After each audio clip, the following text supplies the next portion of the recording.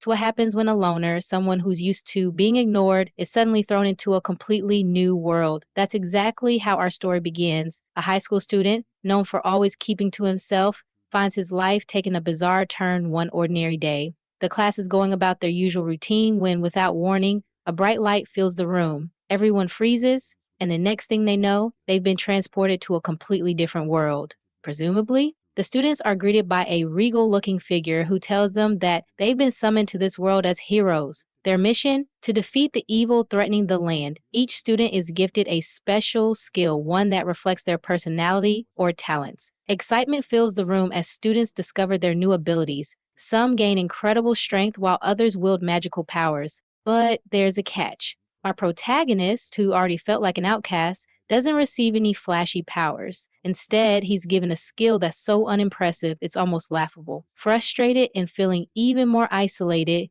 he decides to separate himself from the group. He's a loner by nature, after all. With no group to rely on, the protagonist sets out on his own. At first, it seems like a bad idea. He's in a completely unfamiliar world, filled with dangers he knows nothing about. But surprisingly, his lame skill turns out to be more useful than he thought. His unique ability allows him to adapt to any situation, turning ordinary items into tools and weapons. While wandering through a forest, he encounters his first real challenge, a group of monsters. They're not the strongest creatures, but for someone who's just starting out, they're terrifying. Armed with nothing but his quick thinking and makeshift tools, he manages to fend them off. It's not a perfect victory. He's bruised and exhausted, but it's enough to boost his confidence.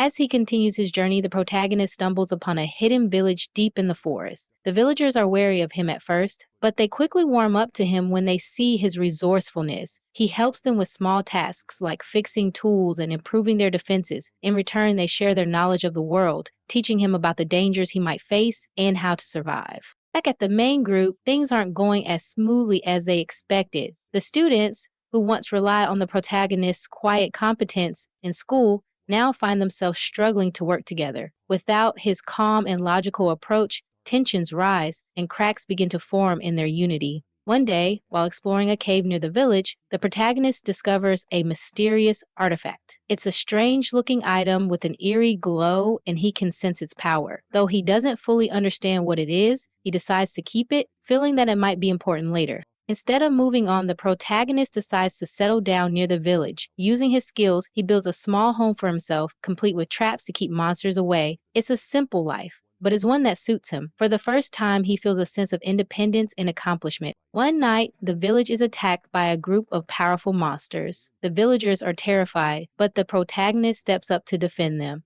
Using his traps and quick thinking, he manages to outsmart the monsters and protect the village. His bravery earns him the villagers' respect, and they start to see him as a true hero.